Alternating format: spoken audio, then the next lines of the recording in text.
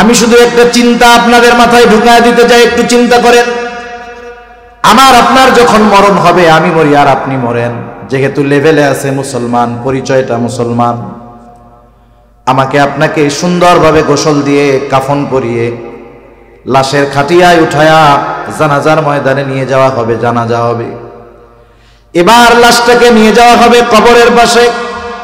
কবরের মধ্যে দুইজন ব্যক্তি নামবে, উপর থেকে দুইজন আমার আপনার দেহটাকে ধরায় দিবে, নিথর দেহ।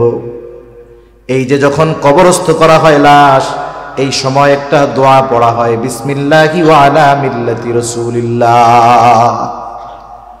এই দোয়া একদিন এখন আমরা হয়তো পড়ি, এক সময় আমাদের ব্যাপারে পড়বে। কি বলা হয় এই দোয়ার মধ্যে? একটু দিলের কান দিয়া শুনেন শেষ কথা। কি বলা হয়? মূলত বলা হয় এই কথা, আল্লাহ, আপনার নামে এমন একজন মানুষকে এখন কবরস্থ করিতেছি আল্লাহ, যার গোটা হায়াত সুন্নাতের উপরে অতিবাহিত হয়েছে।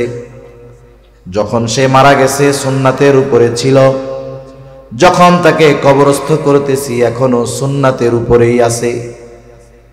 এমন এক ব্যক্তিকে আপনার নামে এখন কবরে রাইখা দিতেছি, এই কথাটাই মূলত বলা হয়।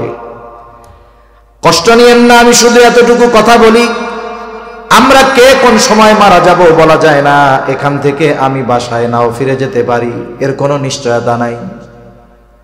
একটু চিন্তা করে দেখেন, এই দোয়াটা পড়ে অথবা এই কথাটা বলে যেই লোকটাকে কবরস্থ করা হলো, দেখা যাবে গোটা জিন্দেগি সে কখনো সুন্নাতের পাশ দিয়াও হাঁটে না।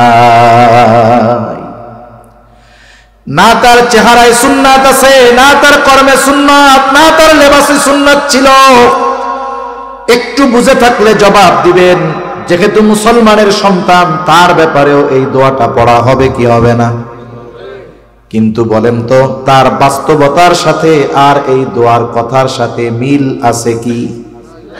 এখন তার ব্যাপারে এই দোয়াটা সত্য হবে নাকি মিথ্যা হবে? শুধুমাত্র এতটুকু অনুরোধ করি, কোন সময় মরণ হয় বলা যায় না। আমি যদি এখনই মারা যাই অথবা আগামী দিন মারা যাই, 2 দিন পরেও যদি মারা যাই, যখন আমাকে কবরস্থ করা হবে, ওটা হবে আমার অনন্তকালের সফরের প্রথম মঞ্জিল। আমাকে আপনাকে যেন মিথ্যা কথা বলে কবরে না রাখা লাগে, অথবা যেই কথাটা বলবে ওটা আমার আপনার জন্য যেন সত্য হয়, আমার আপনার সাথে যদি কথাটার মিল থাকে, আমার আপনার ব্যাপারে যেন কথাটা সত্য হয়। এই আলোকে যদি জীবন না সাজাতে পারি, মনে রাখবেন ওই জীবন বড় ক্ষমতার অধিকারী হতে পারে, ওই জীবন কোটি কোটি ডলারের মালিক হতে পারে, কিন্তু আল্লাহর কসম, ওই কথাটার সাথে যদি আমার আপনার জীবনের বাস্তবতার মিল না থাকে, আমি আপনি সফল হতে পারি নাই, তাহলে আমার আপনার নামটা ব্যর্থদের তালিকায় চলে যাবে। قال رسول الله صلى الله عليه وسلم من أحب لله وأبغض لله ومنع لله وأعطى لله فقد استكمل الإيمان। রাসূল আকরাম সাল্লাল্লাহু আলাইহি ওয়াসাল্লাম বলেন, মান আহাব্বা লিল্লাহ, যে ভালোবাসে আল্লাহ তাআলার জন্য, তার মানে সে যাকেই ভালোবাসবে এই ভালোবাসা হবে আল্লাহ তাআলার সন্তুষ্টির জন্য। দুনিয়াতে ভালোবাসা 2 ধরনের, একটা হলো বৈধ ভালোবাসা আর একটা হলো অবৈধ ভালোবাসা। আসেন, যেহেতু 14ই ফেব্রুয়ারি, এটা অবৈধ ভালোবাসাকে কেন্দ্র করে এই দিবসের সূচনা হয়েছে। অবৈধ ভালোবাসা কোনটা? অবৈধ ভালোবাসা হলো একটা যুবক যুবতীর মধ্যে যেই বিবাহ বহির্ভূত সম্পর্ক, যুবক বলে আমি তাকে ভালোবাসি, সেও বলে আমি ওকে ভালোবাসি। এ ভালোবাসা যত গভীর হোক, বলেন তো এই ভালোবাসা বৈধ নাকি অবৈধ? এই ধরনের যত ভালোবাসা আছে সব ভালোবাসাগুলো অবৈধ ভালোবাসা। অবৈধ ভালোবাসা আল্লাহর সন্তুষ্টির জন্য বাসা যায় না। কোন যুবক যদি কোন যুবতীকে বলে যার সাথে তার বিবাহের সম্পর্ক নাই, ভাইও নয়, বোনও নয়, মা বাবাও নয়, ছেলেও নয়, স্বামীও নয়, স্ত্রীও নয়, এই যুবক যদি ওই যুবতীকে বলে আমি তোমারে আল্লাহর জন্য ভালোবাসি, ও যদি মনে করে এই যুবতীকে ভালোবাসলে আল্লাহ খুশি হবে, আমি বলি খুশি হবে না, বরং তোর ঈমানটা চলে যাবে।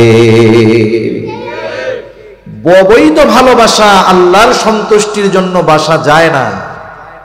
এখন বলেন, পান করার সময় কার নামে পান করতে হয়? বিসমিল্লাহ বলে পান করতে হয়। এখন বলেন তো, কেউ যদি ইচ্ছা করে বুঝে শুনে বিসমিল্লাহ কইয়া মদ পান করে, ঈমান থাকবে কি থাকবে না? ঈমান চলে যাবে। যেই ভালোবাসা শরীয়ত বলে হারাম, যেই ভালোবাসা শরীয়ত নিষিদ্ধ করেছে, এমন কোন ভালোবাসা আল্লাহর সন্তুষ্টির জন্য বাসা যায় না। যদি কেউ বাসে তাহলে তার ঈমান থাকে না। এজন্য এক নম্বরে আমাদেরকে সকল প্রকার অনৈতিক ভালোবাসা থেকে বেঁচে থাকতে হবে। একটা ছেলে একটা মেয়েকে ভালোবাসতে পারবে না। পারবে কখন? যখন সম্পর্ক হবে শরীয়তের নীতিমালায়, এই ভালোবাসা বৈধ হওয়ার একটা সম্পর্ক যখন তার মধ্যে হবে, তখন ভালোবাসলে সওয়াব আছে। এমনি সওয়াব নাই, বরং ঈমান যাওয়ার আশঙ্কা আছে। ঠিক কিনা বলেন? তাহলে আল্লাহর জন্য ভালোবাসতে হয় বৈধ ভালোবাসা। বৈধ ভালোবাসা কোনটা? বাবার প্রতি মায়ের ভালোবাসা, মার প্রতি সন্তানের ভালোবাসা, মেয়ের প্রতি মার ভালোবাসা, ভাইয়ের প্রতি বোনের ভালোবাসা, এক মুমিন ভাইয়ের প্রতি আরেক মুমিন ভাইয়ের ভালোবাসা। এই সব ভালোবাসাগুলো বৈধ ভালোবাসা। তবে এই বৈধ ভালোবাসাগুলো দুনিয়ায় মানুষ সম্পর্কের কারণেও বাসে। যেমন দুনিয়াতে যত ধর্ম আছে, যত মানুষ আছে, প্রত্যেকটা মানুষ যিনি বিবাহিত তিনি তার স্ত্রীকে ভালোবাসেন, যার সন্তান আছে সন্তানকে ভালোবাসে। আপনি যদি তাদের জিজ্ঞাসা করেন কেন আপনি আপনার ছেলেটারে ভালোবাসেন, বলে আমার সাথে ওর সাথে রক্তের সম্পর্ক, ভালো কেন বাসবো না? ঠিক কিনা বলেন? তাহলে দুনিয়ার মানুষ অধিকাংশ সম্পর্কের কারণে ভালোবাসে, যদিও ভালোবাসাটা বৈধ। তবে যদি একটু ভালোবাসাটা একটু পরিবর্তন করত, মুমিন সে তো আরেক মুমিনকে যদি মহব্বত করে আল্লাহর জন্য যদি করে, সেটাও তার ইবাদত হয়ে যায়। স্বামী স্ত্রীকে ভালোবাসবে, শর্ত হলো বলবে যে দেখো তুমি আমার স্ত্রী, তুমি আমার স্বামী, তোমাকে আমি শুধু সম্পর্কের কারণে ভালোবাসি তা নয়, বরং তোমাকে আমি ভালোবাসি আল্লাহ তাআলার সন্তুষ্টির জন্য। অনুরূপভাবে স্ত্রীও স্বামীকে বলবে তোমারে ভালোবাসি আমি আল্লাহর সন্তুষ্টির জন্য। দুনিয়াতে যদি পারিবারিক জীবনে এই ভালোবাসা, স্বামী স্ত্রীর ভালোবাসা শুধু সম্পর্কের কারণে নয়, যদি আল্লাহর জন্য তারা এই ভালোবাসা বাসত, তাহলে আমাদের সমাজে পারিবারিক কলহ, পারিবারিক দ্বন্দ্ব, বিবাহ বিচ্ছেদ আমাদের বাংলাদেশে প্রতি মিনিটে এক একটা ঘটে। এটা হলো কাগজে কলমে। কাগজে কলমে দৈনিক প্রতি মিনিটে এক একটা বিবাহ বিচ্ছেদ হয়। এটা তো হিসাবের কথা, কিন্তু হিসাববিহীন গ্রামের মানুষের খোঁজ খবর নেন। অনেকে আছে দৈনিক তার বউরে 2-4-10 বার না দিলে তার পেটের ভাত হজম হয় না, মানে তালাক না দিলে। এদের হিসাব বাদ। হিসাবে হলো দৈনিক এক একটা সংসার ভাঙতেছে প্রতি মিনিটে। সংসার কেন ভাঙে বলেন তো? ভালোবাসা থাকলে নাকি গেলে? খোঁজ নিয়ে দেখেন, এই দুইজন স্বামী স্ত্রী, এদের মধ্যে ঠিক ভালোবাসা ছিল না, কিন্তু এরা যদি আল্লাহর জন্য পরস্পর পরস্পরকে ভালোবাসতো, ইবাদত হতো, দেখা যাবে 2 দিন দুইজন দুই দিকে। স্বামী অফিসে গিয়া আরেকটা অবৈধ ভালোবাসার সাথে জড়ায় গেছে, স্বামীর থেকে যখন স্ত্রী দূরে, সেও হয়তো আরেকটা অবৈধ ভালোবাসায় জড়ায় গেছে। যখন হারাম ঢুকে গেছে দুই দিক দিয়া, দুধ যত ভালো খাবার হোক না কেন, দুধের মধ্যে যদি গরুর প্রস্রাব পড়ে যায়, ওই দুধ আর ভালো থাকে না। এই সম্পর্কটা পবিত্র এক সম্পর্ক, ভালোবাসার এক সম্পর্ক। এটা আল্লাহর জন্য যদি হইতো তাহলে দুইজন চিন্তা করতো আমাকে সে আল্লাহর জন্য ভালোবাসে, আমিও তাকে আল্লাহর জন্য ভালোবাসি, সেহেতু এমন কিছু করা যাবে না যাতে আল্লাহ বেজার হয়। সে নিজেকে গুনার থেকে বাঁচায় রাখতো, স্বামীও বাঁচায় রাখতো, স্ত্রীও বাঁচায় রাখতো নিজেকে। তখন দুইজনের এই মোহাব্বতের সম্পর্ক দৃঢ় থাকতো। ঠিক কিনা বলেন? এজন্য আমরা আমাদের আত্মীয় স্বজন সকলকে আল্লাহর জন্য ভালোবাসবো। সম্পর্কের ভালোবাসা সব ধর্মের মানুষ বাসে, কিন্তু আল্লাহর জন্য ভালোবাসা মুমিন একে অপরকে বাসে। তখন কি হয়? এই ভালোবাসাটা শুধু শান্তির কারণ হয় না, আল্লাহর জন্য এই ভালোবাসা পরস্পরের মধ্যে থাকার কারণে ওই ভালোবাসাটাও তার আমলনামায় ইবাদত বলে গণ্য হয়ে যায়।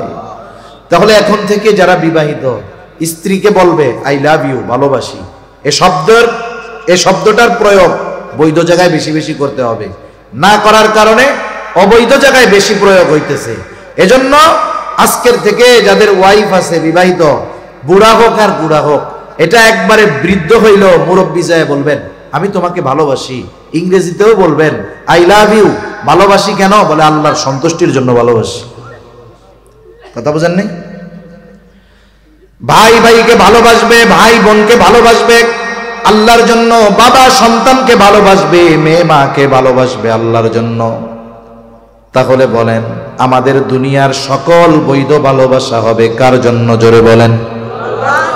আল্লাহর নবী সেই কথাই বলেন, মান আহাব্বা লিল্লাহ, যে বৈধ ভালোবাসা বাসে আল্লাহ তাআলার জন্য। 2 নাম্বার ওয়া আবগাদা লিল্লাহ, যে বিরোধিতা করে, দুশ্মনী করে, সম্পর্ক ছিন্ন করে আল্লাহর জন্য। মনে রাখবেন, আপনি যদি আপনার সন্তানকে আল্লাহর জন্য ভালোবাসেন, ওই আল্লাহর জন্যই আপনি সন্তানের বিরুদ্ধে যেতে পারবেন। যদি শুধু সম্পর্কের কারণে আপনি একজনকে ভালোবাসেন, যদি কখনো আল্লাহর জন্য তার বিরোধিতা করতে হয়, সেটা আপনি তখন পারবেন না। যদি ভালোবাসার মূলটা হয় আল্লাহর জন্য, তাহলে আল্লাহর জন্য আপনি তাকে দুশ্মন বানাতে পারবেন। হতে পারে না? বাবা ছেলের মধ্যে শত্রুতা, দুশ্মনী হতে পারে কি পারে না? মনে করেন সন্তানকে আপনি ভালোবাসতেন, এখন এই সন্তান ইসলাম বিদ্বেষী হয়ে গেছে, এই সন্তান এখন নাস্তিক হয়ে গেছে, এই সন্তান এখন ইসলামের বিরুদ্ধের এক বড় শক্তি, ওর প্রতি আর ভালোবাসা রাখা যাবে? আপনি আগে যেমন আল্লাহর জন্য তাকে ভালোবাসতেন, ও যখন আল্লাহর বিরোধী, রাসূলের বিরোধী, ওর বিরুদ্ধে আপনার শত্রুতা হবে, তবে সেটাও হবে আল্লাহর জন্য।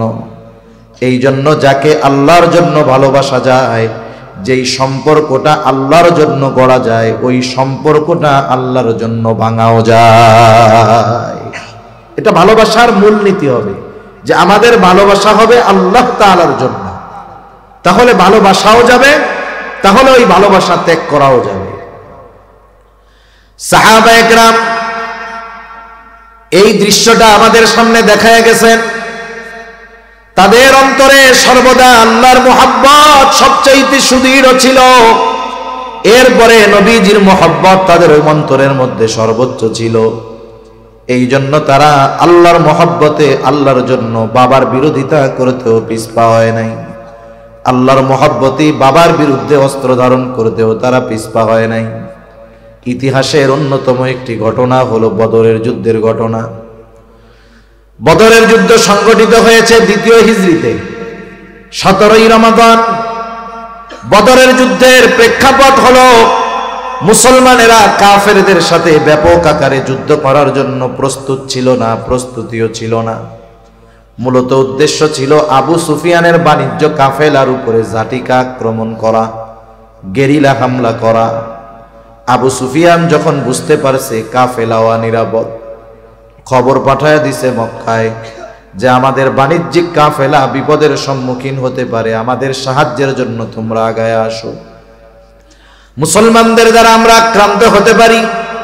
আবু জেহেল খবর পেয়ে তৎকালীন সময়ের সর্বাধুনিক সমরাস্ত্রে সুসজ্জিত হয়ে 1000 সশস্ত্র কাফের রওনা হয়ে গেছে। ইতিমধ্যে আবু সুফিয়ান নিরাপদ এলাকায় পৌঁছায় গেল। আবার খবর পাঠায় দিছে আবু জেহেল আমাদের কাফেলা নিরাপদ এলাকায় চলে আসছে, আর সাহায্যের কোনো দরকার নাই। আবু জেহেল চিন্তা করে, এত সৈন্য সামন্ত নিয়ে প্রস্তুতি নিয়ে আসলাম, ফিরে যাবো কেন? মুসলমানদের সাথে যুদ্ধটা লাগায় দেই, যেহেতু ওরাও পরিপূর্ণ প্রস্তুত নাই। এই অবস্থায় যদি ওদের উপরে আমরা হামলা করতে পারি, তাহলে এই দুনিয়া থেকে ইসলাম এবং মুসলমানদের মূলোৎপাটন করে দেওয়া যাবে। এই জন্য আবু সুফিয়ানের খবর যাওয়ার পরেও অহংকার কইরা ও আর পিছু যায় নাই, ফেরত যায় নাই, আক্রমণ করতে চলে আসছে। এইবার দুই দল অবস্থান করছে বদরে। আবু সুফিয়ানের 1000 সশস্ত্র কাফের, মুসলমানের সংখ্যা কত? বদর তো মদিনা থেকে 70 মাইল দূরে। এখনকার জামানা আর ওই জামানা তো এক না, ফুস করে এত ফোন দেওয়া যায় না, যাইতে হবে, একজন খবর দিবে, প্রস্তুতি নিয়ে লোকজন আসবে। সেই সময় সেই অবস্থা কোনোটাই নাই। রাসূল আকরাম সাল্লাল্লাহু আলাইহি ওয়াসাল্লাম চিন্তিত হয়ে গেছেন, কি করা যায়? মুসলমানরা ওই প্রস্তুতি নিয়ে আসে নাই। নবীজি মুহাজির আর আনসার সাহাবীদেরকে নিয়ে পরামর্শে বসলেন, কি করা যায়। প্রথমে পরামর্শ চাইলেন মুহাজিরদের কাছে। মুহাজিরদের জবাবের সারমর্ম হলো, ইয়া রাসূলুল্লাহ, আমরা আপনার সাথে এসেছি, ঈমানের জন্য ঘর ছেড়েছি, বাড়ি ছেড়েছি। ঈমানের জন্য যদি যুদ্ধ করতে হয়, জিহাদ করতে হয়, জীবন দিতে হয়, আমরা আপনার নির্দেশ মানতে প্রস্তুত। মুহাজিরদের থেকে সম্মতি পাওয়া গেল, কিন্তু সংখ্যায় বেশি ছিল মদিনার সাহাবারা, আনসাররা। নবীজি আনসারদের কাছে যখন এই যুদ্ধের পরামর্শ চাইলেন, কি করা যায়, মুহাজিরদের আনসারদের মধ্য থেকে একজন দাঁড়ায় গেছে, সাদ বিন মুআজ রাদিয়াল্লাহু তাআলা আনহু দাঁড়ায় বলে, ইয়া রাসূলুল্লাহ, আপনি আমাদের পরামর্শ চান, মত চান, যে আমরা কি বলতে চাই। রাসূল, আপনি শুনে নেন, আপনি যদি আমাদের সবাইকে সমুদ্রের পাড়ে দাঁড় করায়া দেন, আর যদি নির্দেশ দেন তোমরা সবাই সমুদ্রের বুকে ঝাঁপায় পড়ো, ইয়া রাসূলুল্লাহ, আপনি এই নির্দেশ দেওয়ার পরে তাকায় দেখবেন আপনার নির্দেশের পর একটা মানুষও সমুদ্রের তীরে দাঁড়ায়া থাকবে না। আপনি অনুমতি চাইতেছেন, আমরা তো আপনার আদেশ মানার জন্য প্রস্তুত, কোনো কারণও জিজ্ঞাসা করব না, কেন সমুদ্রে ঝাঁপায় পড়তে বলতেছেন। আপনি শুধু বলবেন আর আমরা ঝাঁপায় পড়বো, তাকায় দেখবেন একজনও দাঁড়ায় নাই। আর একজন বলে, ইয়া রাসূলুল্লাহ, আপনি এত চিন্তা করেন কেন? আমরা আপনার সামনে পেছনে ডানে বামে চতুর্দিকে অবস্থান নিয়ে কাফেরদের বিরুদ্ধে যুদ্ধ করব। আমরা এমন ভাবে যুদ্ধ করব, আপনি আমাদের যুদ্ধ দেখে খুশি হয়ে যাবেন। নবীজি বাছাই করে পাইলেন 313 জন। 313 জনের কাছে 313টা অস্ত্র নাই। যুদ্ধের ময়দানে প্রাইমারি কিছু আর্মস আছে, যেটা সব সৈন্যের কাছে থাকবে, এটা কমন। তৎকালীন সময়ের যুদ্ধ জেহাদের মধ্যে তলোয়ার, এটা হলো প্রাথমিক এক অস্ত্র। অথচ এই তলোয়ার আছে 100টা, লোকের সংখ্যা হলো 313 জন। 313 জনের কাছে 313টা তলোয়ার নাই। প্রচন্ড গরম, রোজা রেখে, প্রথম বছর রোজা ফরজ হয়েছে, প্রচন্ড গরমের সময় রোজা ফরজ হয়েছে। রোজা রেখে কারো পায়ের মধ্যে জুতা নাই, সকলের কাছে চড়ার মতো বাহন নাই, পায়ে হেঁটে, কারো হাতের মধ্যে পাথর, কারো হাতের মধ্যে লাঠি। এই গড়ে নিরস্ত্র 313 জন মানুষ তৎকালীন সময়ের 1000 কাফেরের বিরুদ্ধে যুদ্ধ করার জন্য ময়দানে হাজির হয়ে গেছে। যদিও তাদের সংখ্যা 313, অস্ত্রবিহীন, কিন্তু এই 313 জনের ঈমান এত পাওয়ারফুল ছিল যে গোটা দুনিয়াও যদি ওই 313 জনের সামনে এসে দাঁড়িয়ে যেত, ওই গোটা দুনিয়ার সব শক্তির বিরুদ্ধে ওই 313 জন যথেষ্ট হয়ে যাইত। কারণ তাদের ঈমান ছিল পরিপূর্ণ। 313 জন গেছে। এই 313 জনের মধ্যে একজনের নাম হলো আবু উবাইদা ইবনুল জাররাহ রাদিয়াল্লাহু তাআলা আন। আবু উবাইদা ইবনুল জাররাহ যুদ্ধের ময়দানে গেছে। ওনার নাম হলো আবু উবাইদা, বাবার নাম হলো জাররাহ। আবু উবাইদা জান্নাতের স্পেশাল সুসংবাদ প্রাপ্ত 10 জনের একজন। আমরা অনেক সময় মনে করি শুধুমাত্র মনে হয় 10 জনের ব্যাপারেই জান্নাতের সংবাদ আল্লাহ দিছে। না, মূলত এই 10 জনের জন্য স্পেশাল ভাবে আল্লাহ তাআলা জানিয়েছেন। তবে যত সাহাবা একরাম আছে সকলের ব্যাপারে আল্লাহ তাআলার ঘোষণা হলো রাদিয়াল্লাহু আনহুম। যত সাহাবা একরাম আছে আল্লাহ তাআলা বলেন আমি সবার উপরে রাজি খুশি সন্তুষ্ট। আল্লাহ তাআলা যাদের উপরে রাজি খুশি সন্তুষ্ট হওয়ার ঘোষণা দিবেন এরা জান্নাতি, এটা বোঝার কোনো কষ্ট হওয়ার কথা না। এখন এই আবু উবাইদা যুদ্ধের ময়দানে গেছে। আবু উবাইদা মুমিন, ওর বাবা জাররাহ কাফের। আর আবু উবাইদাকে জান্নাতের স্পেশাল সুসংবাদ প্রাপ্ত 10 জন। যেমন অনেক সময় বিদেশ সফরে যায় না মানুষ, বিদেশ সফরে বড় বড় যেই বিমানগুলো বোয়িং বা এয়ারবাসের বড় বড় বিমান 500-700-800 মানুষ ধরে, ওই বিমানগুলোর ভিতরে ওই বিমানের গন্তব্য, ওই বিমানে যারা আছে মধ্যে সবার গন্তব্য এক জায়গায়, ঠিক না? কিন্তু ওই বিমানের মধ্যে স্তর বিন্যাস থাকে, ছিটের ভাগ থাকে। কিছু থাকে বিজনেস ক্লাস, কিছু থাকে রয়্যাল ক্লাস, আর কিছু থাকে ইকোনমি ক্লাস। যাত্রী সব এক জায়গায় যাবে, কিন্তু সবচাইতে ভিআইপি কারা? যারা বিজনেস ক্লাসে থাকে। এদের জন্য ব্যবস্থাপনা ভিন্ন, এদের সিটটা ভিন্ন, এদের নাস্তা ভিন্ন, এদের জন্য টেক কেয়ারের ব্যবস্থা ভিন্ন, কিন্তু গন্তব্য তো সবার এক জায়গায়, ঠিক কিনা বলেন? নাকি এই 10 জনের চেয়ার টেয়ার ভালো বইলা এনাগোলাইকে আলাদা ব্যবস্থা আছে, ওনারা ওনাদের বাড়ির উপরে বিমান দাঁড়াবে, ওনাদেরকে ওই জায়গায় নামাই দেবে, এমন নাকি? সবাই এক জায়গায় যাবে, এক জায়গায় নামবে, গন্তব্য এক জায়গার, একই বিমানের, কিন্তু তফাৎ কি? কিছু আছে হলো বিজনেস ক্লাসের আর কিছু আছে ইকোনমি ক্লাসের। তাতে কি, সব এক জায়গায় তো যাবে। এই বিজনেস ক্লাস এদের মর্যাদা বেশি, একটু পাওয়ার বেশি, সম্মান বেশি। জান্নাতের সুসংবাদ প্রাপ্ত 10 জন, বাকি সবারও গন্তব্য এক, কিন্তু এই 10 জনের একটু স্পেশালিটি বেশি। আবু উবাইদা যুদ্ধের ময়দানে গিয়ে দেখে তাকায়া তার বাবা জাররাহ কাফের, কাফেরদের পক্ষে যুদ্ধ করার জন্য আসছে আবু উবাইদার বাবা। বাবা যদিও কাফের হয়, ইসলাম কখনো বলে না যে বাবা কাফের হইলে বাবার সাথে খারাপ আচরণ করবা, ভালো ব্যবহার করবা না। বরং ইসলাম এটা বলে তোমার বাবা যদি কাফের হয় ওই বাবার সাথে খারাপ আচরণ করবা না, বরং ওই কাফের বাবার সাথেও তোমরা সদাচরণ করবা।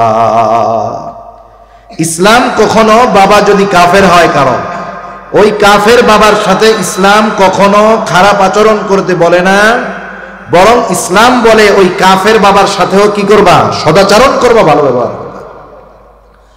আসমা বিনতে আবি বকর রাদিয়াল্লাহু তাআলা উনি আসছে নবীজির কাছে, এসে বলে ইয়া রাসূলুল্লাহ, আমার মা একজন মুশরিকা, আপনারে পছন্দ করে না, দেখতে পারে না।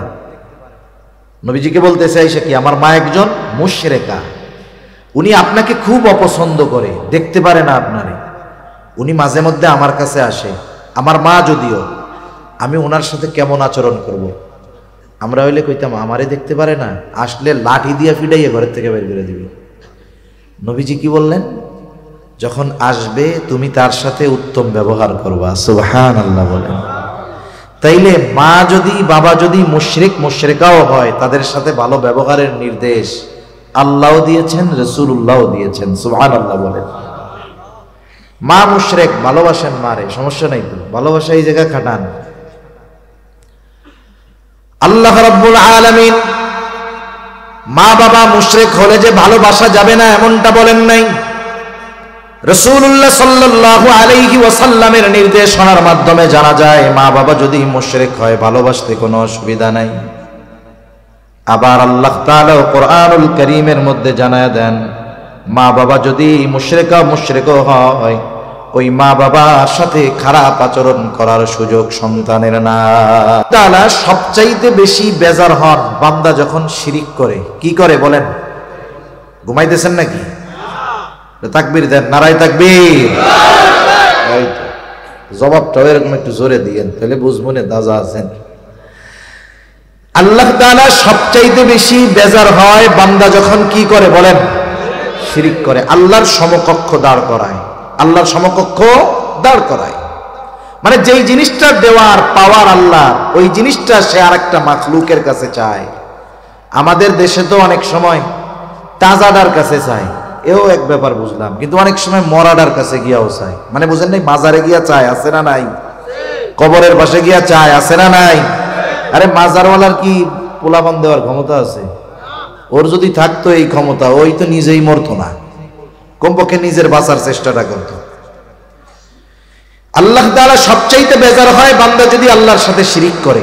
নামাজ না পড়লে বেজার হয়, কিন্তু শিরিক করার মতো বেজার হয় না। শিরিক করলে এত বেজার হয় আল্লাহ, যে আল্লাহ তাআলা আমার আপনার নবীজিকে আরশে আজিম পর্যন্ত সফর করিয়েছেন। ওখানে গিয়ে এই ঘোষণা, এই খবর আমাদের জানিয়ে দিয়েছেন যে হাবিব, আপনার উম্মত যদি শিরিক থেকে বেঁচে থাকে, তার দ্বারা যদি অন্য কোনো পাপ সংগঠিত হয়ে যায়, শিরিক থেকে যদি বাঁচে, মাপ চাইলেই আমি আল্লাহ অন্যগুলা মাফ করে দিব। সুবহানাল্লাহ বলেন। বরং আল্লাহ তাআলা তো এমনটা বলেন, আমি চাইলেই মাফ করে দিব যদি শিরিক না করে। বান্দা গুনাহ করছে, মাপ চায় নাই, কিন্তু সে কখনো শিরিক করে নাই। আল্লাহ তাআলা আল্লাহর কাছে মাপ চাওয়া ছাড়া, ওই নামাজ পড়ে নাই ওই গুনাহ মাফ করে দিতে পারে, রোজা রাখে নাই ওই গুনাহ আল্লাহ চাইলে মাফ করে দিতে পারে, তার ক্ষমা চাওয়া লাগবে না। কিন্তু যদি শিরিক করে, মাফ না চাওয়া পর্যন্ত, তাওবা না করা পর্যন্ত আল্লাহ ক্ষমা করবে না। এত বেজার হয় আল্লাহ শিরিক করলে। আল্লাহ তাআলা বলেন, ইন্নাশ শিরকা লাযুলমুন আযীম, শিরিক হলো মহাজুলুম, মহা অন্যায়। আবার আল্লাহ তাআলা বলেন, ইন্নাল্লাহা লা ইয়াগফিরু আন ইউশরাকা বিহি ওয়া ইয়াগফিরু মা দুনা যালিকা লিমান ইয়াশা। আল্লাহ তাআলা শিরকের গুনাহ ক্ষমা করবেন না, তাছাড়া বাকিগুলা উনি চাইলেই করে দিবেন। এবং শিরককে আল্লাহ তাআলা বলেন কি, ইন্নাশ শিরকা লাযুলমুন আযীম, শিরক হলো মহাজুলুম। শিরিক শুধু জুলুম না, শিরিক মহাজুলুম। কি জুলুম বলেন? এখন আসেন একটু জুলুম আর মহাজুলুমের পার্থক্যটা আমরা একটু জানি। কথা যেহেতু আসলো, আপনারা কি কথা বোঝার জন্য বসছেন তো নাকি? একটা হলো, মনে করেন অনেকে কথা শোনার জন্য বসে, অনেকে কথা বোঝার জন্য বসে। শোনার জন্য যদি বসে, বুঝের খেয়াল যদি না থাকে, তাইলে শুনতে যদি শ্রুতি মধুর না হয়, তাইলে আর ভাল লাগবে না। কিন্তু যে কথা বুঝতে বসেছে, বুঝতে চায় যে হুজুর কি বলে, হুজুরে আনলাম, আমার সময় ব্যয় করে বসলাম, ওনারে সুপায় বসাইলাম, আমরা বালুর উপরে বসলাম, বাসায় দামি খাট থাকার পরেও, সোফা থাকার পরেও নিচে বসে 1.5-2 ঘন্টা সময় ব্যয় করলাম, হুজুর কি বুঝাইলো আমাদের, কি বুঝ নিয়ে বাড়িতে যাব, এই নিয়ত যদি থাকে বুঝার, তাহলে আলহামদুলিল্লাহ ভালো। আর যদি শুধু চিন্তা করেন যে আমার শুনতে ভালো লাগতেছে কিনা, এটা যদি ওটার সাথে কম্পেয়ার করেন, তাইলে তো কঠিন হয়ে দাঁড়াবে। আপনারা বুঝবার নিয়তে বসছেন তো। এখন আসেন, শুধু জুলুম আর মহাজুলুম, আল্লাহ বলছেন শিরিক মহাজুলুম। কেন? জুলুম কিভাবে হয়? জুলুম হয় হলো সবল কর্তৃক দুর্বলের উপরে যেটা করা হয় অন্যায়, ওটাকে বলে জুলুম। যার সবল, পাওয়ার আছে, ক্ষমতা আছে, আর একজন পাওয়ার নাই, ক্ষমতা নাই, দুর্বল, ওর উপরে যদি কোনো অন্যায় করা হয়, অবিচার করা হয়, এটাকে বলে কি বলেন? যেটা সবল কর্তৃক দুর্বলের প্রতি করা হয়। আর মহাজুলুম কোনটা? যেটা দুর্বল কর্তৃক সবলের উপরে করা হয়। আমরা দুর্বল, আমরা কি বলেন না, দুর্বল। কত দুর্বল? আল্লাহ বলেন খুলিকাল ইনসানু যায়ীফা, আল্লাহই বলেন আমি মানুষকে অতি দুর্বল করে সৃষ্টি করেছি। এখন শিরিক করা এটা অন্যায়। শিরিক কি বলেন? অন্যায় না? সবল যদি দুর্বলের প্রতি অন্যায় করে, এটা কি হয় বলেন? জুলুম। যেহেতু শিরিক করা অন্যায়, তাহলে শিরিক করি কার ব্যাপারে? আল্লাহর ব্যাপারে। আমরা দুর্বল, দুর্বল কর্তৃক সবলের ব্যাপারে যদি অন্যায় করা হয়, ওটা ছোট জুলুম না, ওটা মহা জুলুম। এজন্য আল্লাহ তাআলা শিরিকের ব্যাপারে বলছেন শিরিক হলো মহা জুলুম। তোমরা দুর্বল হইয়া আমার উপরে অবিচার করো, অন্যায় করো। সেজন্য শিরিককে আল্লাহ কি বলেছেন? শুধু জুলুম না, মহা জুলুম। আশা করি এতটুকুতে বুঝতে পারছেন তো। এই শিরিক করলে আল্লাহ তাআলা সবচাইতে বেশি বেজার হয়। এখন ওই শিরক যদি আমাকে আপনাকে কেউ করতে বলে, তার উপরে আল্লাহ বেজার হবে না?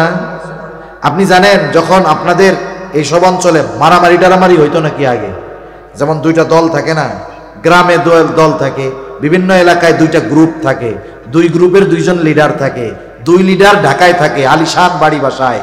এখন ওই 2 লিডারের অনুপস্থিতিতে ওই এলাকার দুই গ্রুপের মধ্যে মারামারি লেগে গেছে। মারামারি লাগার পরে এক গ্রুপের একজন মারা গেছে। এরকম গ্রুপিং যেই সব এলাকায় আছে, যেই গ্রুপে লোক মারা যায় ওরা মনে মনে কয় আলহামদুলিল্লাহ খুব ভালো হয়েছে, কারণ যেই গ্রুপে লোক মরছে আইনত এরা তখন পাওয়ারফুল হয়ে যায়। আর এক গ্রুপ হত্যাকারী, এদেরকে হত্যা করা হয়েছে। এখন মারামারি গেঞ্জাম যে লাগছে, ওই যে লিডার সে জানেও না, খোঁজ খবরই নাই, সে আছে বিদেশে, ফোন টোন সব বন্ধ, গেছে উমরা করতে। এদিক দিয়া তার লোকরা প্রতিপক্ষকে এমন সাইজ দিছে একটা মইরাই গেছে, সে তো বিদেশে, ফোন বন্ধ, খোঁজ খবর নাই, জানেও না। এখন যাদের লোক মারা গেছে তারা থানায় গিয়া মামলা দিছে। আমারে বলেন তো 1 নম্বর আসামি কে হবে? বেজাল গোজাল মনে হয় হেমায়েতপুরীর লোকজন বোঝে না, অথচ লিডার কি জানে কিছু? তার মানে বোঝা গেল যে হুকুমদাতা তার নামে মামলা 1 নম্বরে হয়, আর লিডার হইলে হুকুম দেওয়াও লাগবে না, না জানলেও হুকুমদাতা হিসাবে নাম তার হবে। ঠিক কিনা বলেন? তাহলে বোঝা গেল কিছু কিছু ক্ষেত্র বিশেষ এমন আছে যে শিরকের অর্ডার দেয়, তার উপরে আল্লাহ আরো বেশি বেজার হয়। আল্লাহ রাব্বুল আলামিন সেই কথাই বলেন যে কথাটা বলার জন্য এত কথা কইলাম। মা বাবা যদি সন্তানকে শিরিক করার জন্য আদেশ দেয়, যেই সন্তান ঈমান আছে, মা বাবা যদি শিরিক করার জন্য আদেশ দেয়, বলেন তো মা বাবার উপরে মেজাজ গরম হবে কি হবে না? কারণ প্রত্যেকটা মুমিন মা বাবার চাইতেও আল্লাহ তাআলাকে বেশি ভালোবাসে। এখন কথা হইল, মা বাবা যদি আমাকে আপনাকে শিরিক করার আদেশ দেয়, আল্লাহ তাআলার পক্ষ থেকে নির্দেশনা কি? আল্লাহ তাআলা কোরআনুল কারীমের সূরা লুকমানের মধ্যে বলেন, ওয়া ইন জাহাদাকা আলা আন তুশরিকা বিমা লাইসা লাকা বিহি ইলম ফালা তুতি'হুমা ওয়া সাহিবহুমা ফিদ দুনিয়া মা'রুফা। আল্লাহ রাব্বুল আলামিন বলেন, তোমার মা বাবা যদি তাদের অজ্ঞতার কারণে আমি আল্লাহর সাথে শিরিক করার জন্য তোমাদেরকে জোর জবরদস্তি করে চাপ দেয়, কি করবা? আল্লাহ তাআলা 1 নম্বর নির্দেশনা দেন, ফালা তুতি'হুমা, মা বাবার ওই আদেশের আনুগত্য তুমি করবা না। তবে খবরদার, মা বাবা আদেশ দিয়েছে, আদেশ মানবা না, ঠিক আছে, কিন্তু এই ধরনের আদেশ দেওয়ার কারণে মা বাবার উপরে চড়াও হবা না। তাদের খানা দানা বন্ধ করে দিবা না, তাদের ওষুধ দেওয়া বন্ধ করে দিবা না, তাদের থেকে ঘর থেকে বাহির করে দিবা না। কি করবা? ওয়াসাহিবহুমা ফিদ দুনিয়া মা'রুফা, এই দুনিয়ার মধ্যেও ওই মা বাবার সাথেও তুমি সদাচরণ করবা। দেখেন, মা বাবা শিরিক করতে বললেও তাদের সাথে খারাপ আচরণের সুযোগ নাই। যেহেতু আলোচনার ফাঁকে আসলো বলি, অথচ আমাদের সমাজে অনেক মানুষ আছে যারা বিনা কারণে মা বাবাকে কষ্ট দেয়। তার মানে মা বাবা কাফের হলেও মা বাবাকে কষ্ট দিতে নিষেধ করছেন কে? মা বাবা কাফের হলেও তার খানা দানা বন্ধ করা যাবে না, মা বাবা কাফের হলেও তাদের সাথে খারাপ আচরণ করা যাবে না। কিন্তু আফসোস, আমাদের দেশে দিন যাচ্ছে, আমাদের আগামী প্রজন্ম সহ বর্তমান প্রজন্মের কিছু মানুষ মা বাবার সাথে অসদাচরণ করে, কি করে না? মা বাবাকে বৃদ্ধাশ্রমে পাঠিয়ে দেয়, বাড়িতে রাখলে গোডাউন রুমের মধ্যে থাকতে দেয়, গ্রামের বাড়িতে গোয়াল ঘরের মধ্যে রাখে। এরকম সন্তান তো আলহামদুলিল্লাহ দুনিয়ায় নাই। অথচ দেখেন, যেই মা বাবা শিরিকের আদেশ করলে সেই মা বাবাকে কষ্ট দেওয়া যাবে না, শিরিক থেকে বাঁচতে হবে, কিন্তু এই কারণে তাদের উপরে চড়াও হওয়া যাবে না। সেহেতু ওই মা বাবা কাফের হলেও মা বাবার প্রতি ভালোবাসা রাখার দরকার আছে না নাই? তাহলে যে কথার থেকে গেলাম, আবু উবাইদা বাবারে দেখছে যাররা কাফেরদের পক্ষে যুদ্ধ করার জন্য আসছে। বাবাকে দেখার পর আবু উবাইদার অন্তরে ভালোবাসা মহব্বত জাগ্রত হয়ে গেছে। এটা স্বাভাবিক, এটা অন্যায়ের কোনো কিছু নয়। আবু উবাইদা বাবার প্রতি মহব্বত জাগ্রত হয়ে গেছে, চিন্তা করলো যুদ্ধের ময়দানে যুদ্ধ করব, কিন্তু বাবার সম্মুখীন হব না। আবু উবাইদা একদিকে যুদ্ধ করে, বাবা আর একদিকে যুদ্ধ করে। আবু উবাইদা বাবার থেকে সরে সরে থাকে, বাবার মুখোমুখি হয় না, বাবার থেকে সরে সরে থাকে। ওই দিক দিয়া যারা চিন্তা করতেছে আজকেই মুহাম্মদকে দুনিয়া থেকে চিরতরে বিদায় করে দিব, এই চিন্তা করতেছে যারা। আবু উবায়দা খেয়াল করে যে তার বাবার অবস্থাটা কি। একবার দেখে নবীজির দিকে আক্রমণ করার জন্য যায়, কৌশলে বাবাকে ওই দিক থেকে এসে ফিরাইয়া দিল। আবার নজর রাখতেছে, দেখে আবার তার বাবা নবীজির দিকে আক্রমণ করার জন্য যায়, আবার বাবাকে ফিরাইয়া দিছে। আবার সে যুদ্ধ করতেছে, এবার খেয়াল করে দেখে বাবা আবার আক্রমণ করার জন্য গেছে। দুই ধরনের বর্ণনা পাওয়া যায়। একটা হলো এইবার আর আবু উবায়দা তার বাবাকে ঠেকানোর চেষ্টা করে নাই, বরং বাবার এই আচরণটা তার পছন্দ হয় নাই। কারণ আবু উবায়দার অন্তর ঈমানে ভরপুর, আল্লাহর মহব্বত, নবীর মহব্বত দিয়ে ভরপুর। নবীজির সাথে এমন বেয়াদবি আবু উবায়দা পছন্দ করে নাই।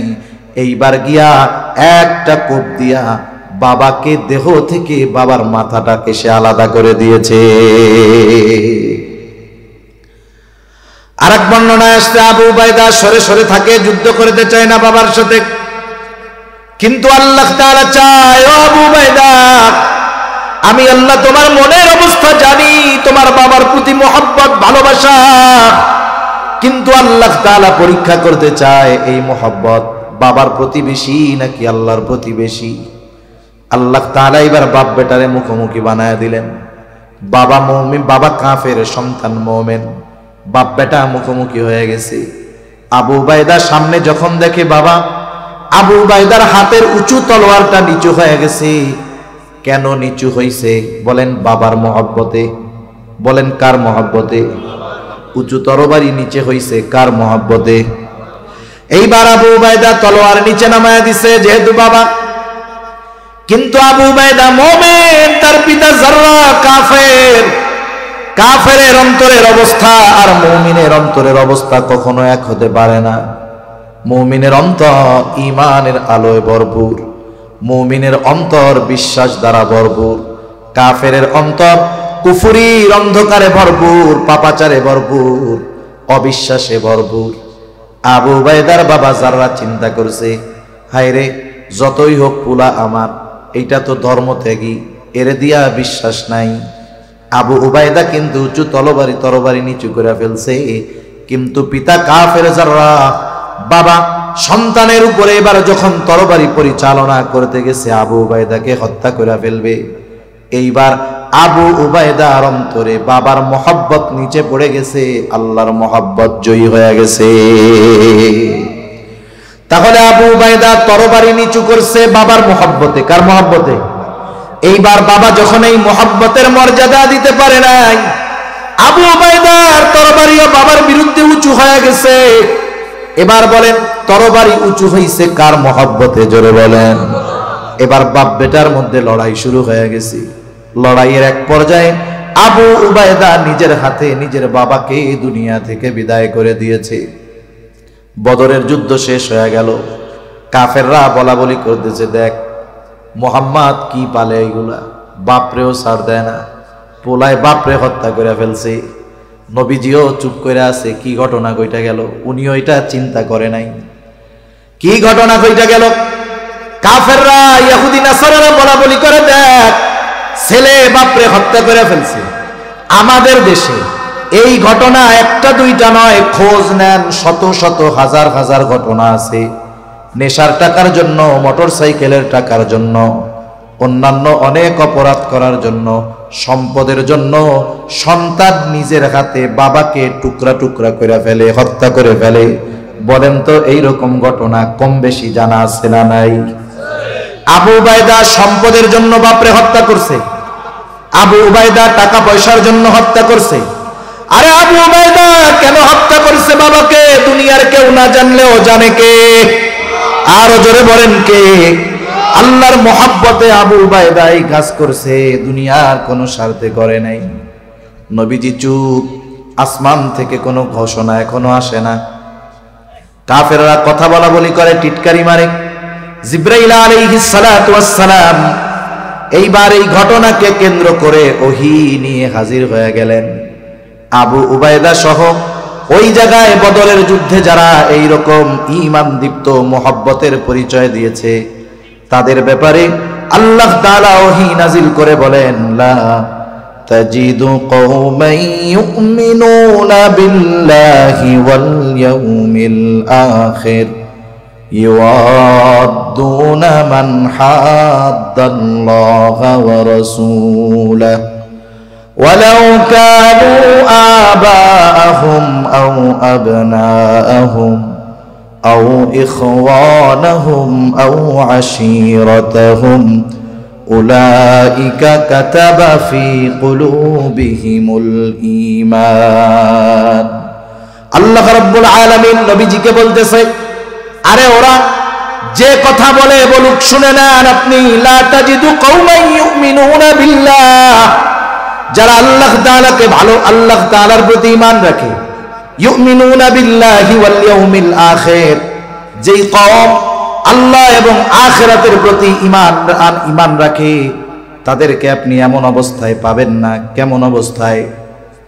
ইউআদ্দুনা মান হাদ্দাল্লাহা ওয়া রাসূলাহু, যে ওই সম্প্রদায় তথা ওই ঈমানদারেরা ওই সমস্ত মানুষদের সাথে ভালো সম্পর্ক রাখে, ওই সমস্ত মানুষদের প্রতি ভালোবাসা রাখে যারা আল্লাহ এবং তার রাসূলের প্রতি বিদ্বেষ পোষণ করে।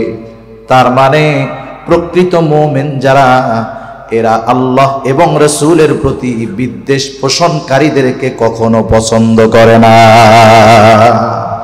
আল্লাহ বলতেছে ওই লোকগুলোর ব্যাপারে যারা বদরের ময়দানে একজন সন্তানকে মেরে দিছে, একজন ভাইরে আর একজন বাপরে সাইজ করে দিছে। এখন এই ঘটনা ঘটছে, এক যুদ্ধে একজন বাপরে মারছে, আর একজন ছেলেরে মারছে, আর একজন বাইরে মারছে, আর একজন আশেপাশের প্রতিবেশীরে সাইজ করে দিছে। এখন ওরা বলা বলি করতেছে না যে এরা কেমন কম, দেখছস বাপরেও সাইজ করে দিছে, বাইরেও দিছে, তারপরে ছেলেরেও দিছে, ছেলেরেও সাথ দেয় নাই, এগুলো কেমন লোক। আল্লাহ তাদের ব্যাপারে বলতেছে ওরা হলো এমন লোক, ওরা এমন ইমানদার যে আল্লাহ এবং রাসূলের প্রতি বিদ্বেষ পোষণকারী কাউকে ওরা পছন্দ করে। এখন এই মুমিনদের ওই অপছন্দকারী ব্যক্তিগুলো যদি তারা মুমিনদের বাবাও হয়, তার মানে প্রকৃত মুমিনের বাবা যদি আল্লাহ এবং রাসূলের প্রতি বিদ্বেষ পোষণকারী হয়, ওই বাপকেও মুমিন ছেড়ে দেয় না।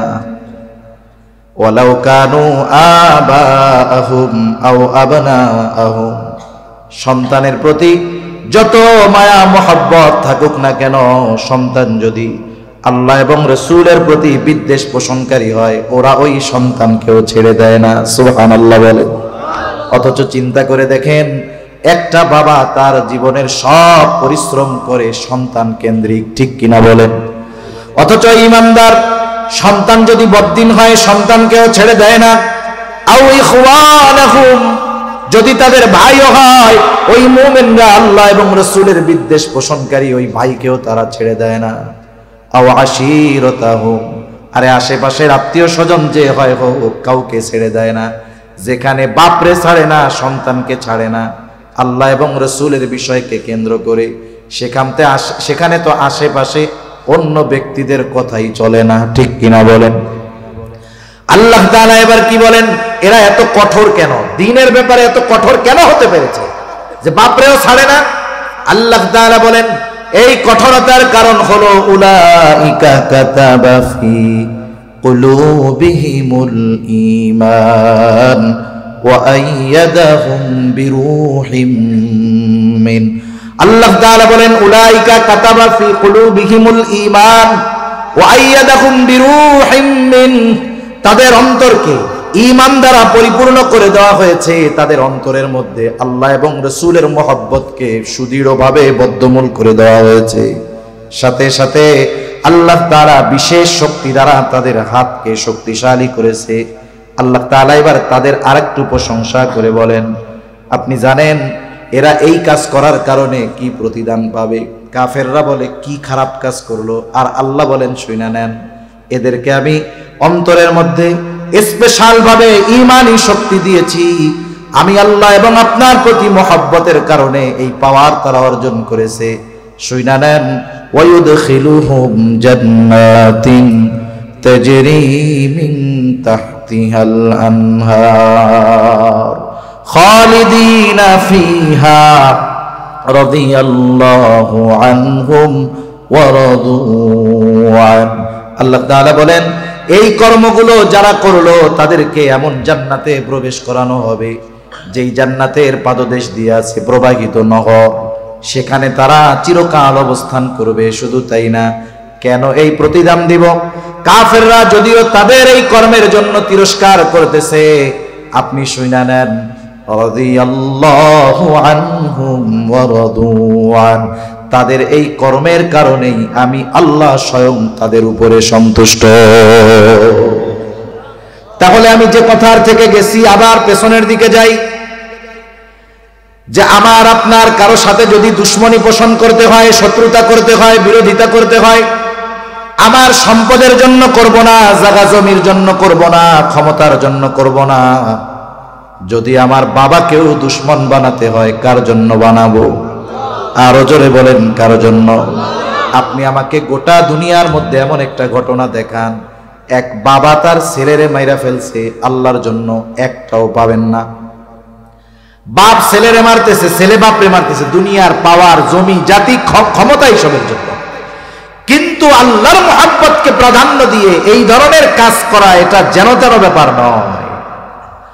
তাহলে আসেন আমরা আর একটু সামনে যাই, আপনাদের কষ্ট হয়ে যাচ্ছে বেশি, সময়ও হয়ে গেছে অনেক। রাসূলুল্লাহ সাল্লাল্লাহু আলাইহি ওয়াসাল্লাম বললেন, এক নাম্বার, মান আহাব্বা লিল্লাহ, ভালোবাসতে হবে কার জন্য? জোরে বলেন।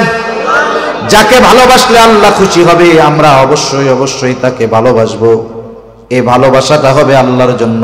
বলবো, ভাই আপনারে আল্লাহর জন্য ভালোবাসি। এখন যদি কাউকে দুশ্মন বানাতে হয়, শত্রু বানাতে হয়, জাগতিক কোনো কারণে দুশ্মন বানাবো না। দুশ্মনও যদি বানাতে হয়, নিজের বাবাকেও দুশ্মন বানাবো, তবে কার মহব্বতে? ওমান আলিল্লাহ, কাউকে কিছু যখন দিব, প্রদান করব, কার সন্তুষ্টির জন্য? কাউকে কিছু থেকে যখন বাধা প্রদান করব, কার সন্তুষ্টির জন্য? এই চারটা বিষয় যদি আমার আপনার মধ্যে চলে আসে, ভালোবাসা যদি আল্লাহর সন্তুষ্টির জন্য হয়, শত্রুতা যদি আল্লাহর সন্তুষ্টির জন্য হয়, কাউকে দেওয়া যদি সন্তুষ্টির জন্য হয়, কাউকে কিছু থেকে বাধা দেওয়া যদি আল্লাহর সন্তুষ্টির জন্য হয়, নবীজি বলেন, শুনে নাও, ফাকাদ ইস্তাকমালাল ঈমান, এই চার গুণ সম্পন্ন মুমিন, সে হলো কামেল মুমিন, সে তার ঈমানকে পরিপূর্ণ করলো। আর আল্লাহকে সবচেয়ে বেশি ভালোবাসে কে? যার ঈমান পরিপূর্ণ। এখন কার ঈমান পরিপূর্ণ এটা আমরা বুঝতে পারছি তো? বুঝেন নাই? যার মধ্যেই চার গুণ থাকবে, ভালোবাসবে আল্লাহর জন্য, দুশ্মনী করবে আল্লাহর জন্য, কাউকে কিছু দিবে আল্লাহর জন্য, কাউকে কিছু থেকে বাধা দিবে আল্লাহর জন্য, তার ঈমান পরিপূর্ণ। আর ওই ব্যক্তির ব্যাপারেই আল্লাহ বলেন, ওয়াল্লাযীনা আমানু আশাদ্দু হুব্বাল লিল্লাহ, যেহেতু তার ঈমান পরিপূর্ণ আর সে আল্লাহকে ভালোবাসে, সুদৃঢ় ভালোবাসা। সুবহানাল্লাহ বলেন। তাহলে এক নম্বরে আমাদের সর্বোচ্চ ভালোবাসতে হবে কাকে? দুই নাম্বার, আল্লাহর রাসূলকে সর্বোচ্চ ভালোবাসতে হবে। আমি আলোচনা বেশি লম্বা করব না, আমি বেশি সময় আর কষ্ট দিব না। কেন নবীকে সবচাইতে বেশি ভালোবাসবো, এর দুই একটা কথা আমি বলবো আপনাদের। বলেন তো, আল্লাহকে ভালোবাসবো কেন? কারণ আল্লাহ আমাদের ভালোবাসে। মনে করেন আপনারে যদি একজন এই পরিমাণ ভালোবাসে যে সে আপনার জন্য জীবন দিতে প্রস্তুত, আপনিও তাই, তাহলে তাকে ভালোবাসতে গিয়ে জীবন দিতে হলে পিছপা হবেন? বলেন তো, পিছপা হবেন না, কমপক্ষে তো সমান সমান বাসবেন। এখন আসেন, আল্লাহরে যে আমরা সর্বোচ্চ ভালোবাসবো, কেন বাসবো, এর একটা জবাব দেই পরের আলোচনায় যাওয়ার আগে। কষ্ট হচ্ছে না তো আপনাদের? ঘুম আসতেছে? তাকবীর দেন আবার, নারায়ে তাকবীর। মাশাআল্লাহ, বোঝা যাচ্ছে ঈমান দীপ্ত শক্তি কিছু আছে। এখন আল্লাহকে কেন ভালোবাসবো? বিষয় হলো, আল্লাহ আমাদের সবচেয়ে বেশি ভালোবাসে। আমাদের সবচেয়ে বেশি ভালোবাসে কে? কত ভালোবাসে? একটা হাদিস বলি, এরপরে আমি পরের আলোচনায় যাই। আল্লাহ তাআলা আমাদের কত ভালোবাসে, কত ভালোবাসা আমাদের জন্য আল্লাহ তাআলার। রাসূল আকরাম সাল্লাল্লাহু আলাইহি ওয়াসাল্লাম বলেন, ইন্না লিল্লাহি মিআতু রাহমাহ আনজালা মিনহা রাহমাতান ওয়াহিদাতান বাইনাল জিন্নি ওয়াল ইনস ওয়াল বাহাইমি ওয়াল হাওয়া। নবীজি বলেন, আবু হুরায়রা রাদিয়াল্লাহু তাআলা আনহু থেকে বর্ণিত হাদিস, নবীজি বলেন আল্লাহ তাআলার কাছে 100টা রহমত আছে। এই রহমতের অর্থ ধরবেন ভালোবাসা। 100টা কি আছে? রহমত আসছে রহিম শব্দ থেকে। আমি যাক শব্দিক ব্যাখ্যায় আর যাব না, তাহলে আরেক ঝামেলা হয়ে যাবে। রহমত মানে আপনি ভালোবাসাই অর্থ নেন। আল্লাহ তাআলার কাছে 100 ভালোবাসা আছে, 100 রহমত আছে। কয়শো? আনজালা মিনহা রাহমাতান ওয়াহিদাতান বাইনাল জিন্নি ওয়াল ইনস ওয়াল বাহাই ওয়াল হাওয়াই। ওই 100 ভালোবাসা থেকে একটা ভালোবাসা, 100 রহমত থেকে একটা রহমত, অথবা 100 ভাগ দয়া রহমত ভালোবাসা থেকে 1 ভাগ দয়া মায়া রহমত আল্লাহ তাআলা গোটা সৃষ্টি কুলের মাঝে বন্টন করে দিয়েছেন। পৃথিবীর শুরু থেকে নিয়ে শেষ পর্যন্ত শুধু মানুষ না, যত মাখলুক ছিল, আছে, আসবে, সকলের মধ্যে আল্লাহ তাআলা 100 ভাগ থেকে কয় ভাগ বন্টন করে দিবেন? জোরে বলেন। ওই 1 ভাগ থেকে একটা অংশ আমার আপনার নবীকে আল্লাহ তাআলা দিয়েছেন। ওই 1 ভাগ থেকে গোটা দুনিয়ার সব মা বাবার মধ্যে দিয়েছেন। সেটা হোক মানুষ, সেটা হোক জিন, সেটা হোক জঙ্গলের হিংস্র প্রাণী। সকল হিংস্র প্রাণীর মধ্যেও সন্তানের জন্য মায়া আছে না নাই? আল্লাহ তাআলা সকলের মধ্যে দিয়েছেন। আমার আপনার নবীকেও ওই 1 ভাগ থেকে একটা অংশ আল্লাহ তাআলা দিয়েছে। নবীজি বলেন, আখরাল্লাহু লাহু 99 রাহমা। বাকি 99 ভাগ ভালোবাসা, দয়া, মায়া, রহমত আল্লাহ তাআলা নিজের কাছে সংরক্ষণ করে রাখছে। কেন? 1 ভাগ দিছে গোটা সৃষ্টিকুলের মধ্যে, শুরু থেকে নিয়ে শেষ পর্যন্ত সকল প্রাণীর অন্তরে এই 1 ভাগের একটা অংশ গেছে। যেমন বিষধর সাপ, ওর বাচ্চার জন্য মায়া আছে না নাই? ওই মায়াটুকু 1 ভাগের একটা অংশ। বাঘ কত হিংস্র বলেন তো, তার বাচ্চার জন্য তার অন্তরের মধ্যে মায়া, মহব্বত, ভালোবাসা আছে না নাই? ওই 1 ভাগের থেকেই একটা অংশ। নবীজি বলেন আল্লাহ তাআলা বাকি 99 ভাগ দয়া, মায়া, রহমত, ভালোবাসা নিজের কাছে রাখছেন। কেন? নবীজি বলেন ইয়াগফিরু বিহি ইবাদাহু ইয়াউমাল কিয়ামা। বাকি 99 ভাগ দয়া, মায়া, রহমত, ভালোবাসা দিয়ে আল্লাহ তাআলা কিয়ামতের দিন তার গুনাহগার বান্দাদেরকে ক্ষমা করে দিবে। তাহলে আল্লাহ তাআলা আমাদের সবচেয়ে বেশি ভালোবাসে। এই জন্য আমাদেরও সবচেয়ে বেশি ভালোবাসতে হবে কাকে? এই ভালোবাসা শুধু হুজুররা বাসবে আর মুরব্বীরা বাসবে, যুবকরা গিয়া যুবতীদের বাসবে, এরকম নাকি? তাহলে চিন্তা করে দেখেন, আমার আপনার অন্তরের মধ্যে ভালোবাসা আছে না? এই ভালোবাসা যদি আপনি অবৈধ জায়গায় ব্যয় করেন, আল্লাহর কসম এই ভালোবাসার খেয়ানত হবে। কিয়ামতের দিনের জবাব আল্লাহর কাছে দেওয়া লাগবে যে আমি তোর অন্তরে মুহাব্বত দিয়েছিলাম, ভালোবাসা দিয়েছিলাম, তুই অবৈধভাবে ভালোবাসা ব্যয় করেছিস, অথচ আমি আল্লাহ এবং আমার রাসূলের প্রতি তোর ভালোবাসা ছিল না, তুই খেয়ানত কেন? ঠিকানা জাহান্নামে যা। সেজন্য ভালোবাসার দামি সম্পদ। আমি ভালোবাসার ওয়াজ করতে চাইছি না, ভালোবাসা যে দামি সম্পদ, বুঝতে পারছেন? ভালোবাসা যে বৈধ সম্পদ, বুঝতে পারছেন? বৈধ সম্পদ বৈধ জায়গায় ব্যয় করতে হবে। বৈধ সম্পদ অবৈধ জায়গায় ব্যয় করলে গোনা না সওয়াব? জোরে বলেন কি হবে? বড় বড় গোনা হবে। এখন আসেন ফার্স্ট পার্ট কমপ্লিট, মোটামুটি সংক্ষিপ্ত সারে, যে আমাদের অন্তরে যে ভালোবাসা আছে এটা আমাদের পরিবার পরিজন, আত্মীয় স্বজন, মুমিনের জন্য হবে, তবে সম্পর্কের জন্য নয়। এই ভালোবাসাটাও হবে আল্লাহর জন্য। কার জন্য? যেহেতু আমরা আমাদের জীবনের সর্বোচ্চ ভালোবাসা রেখেছি কার জন্য? আল্লাহর জন্য। দ্বিতীয়, নবীজির জন্য হবে এর পরবর্তী ভালোবাসা। নবীজির জন্য ভালোবাসা হবে আমার আপনার জীবনের চাইতে বেশি। আল্লাহ এবং রাসূলকে ভালোবাসতে হবে। এখন নবীজিকে সর্বোচ্চ ভালো কেন বাসবো? নবীজিকে কেন ভালোবাসবো একটু শুনেন। একটা উদাহরণ দিই, অল্প সময়ের মধ্যে তাহলে শেষ করে দিতে পারবো। এখন আপনাকে একজন মানুষ শুধু বলে ভাই আপনারে খুব ভালোবাসি, কি বলে বলেন? বলে না দোস্ত তোমারে আমি খুব ভালোবাসি, দোস্ত তোমার লাইগে জীবতে পড়লে মা জীবন দিয়ে দেয়, মা বাবা জীবন দিয়ে দেয়। কিন্তু কঠিন মুসিবতের দিন যখন মানুষেরা পড়ে যাবে, সেই দিন মা সন্তানকে চিনবে না, সন্তান মাকে চিনবে না।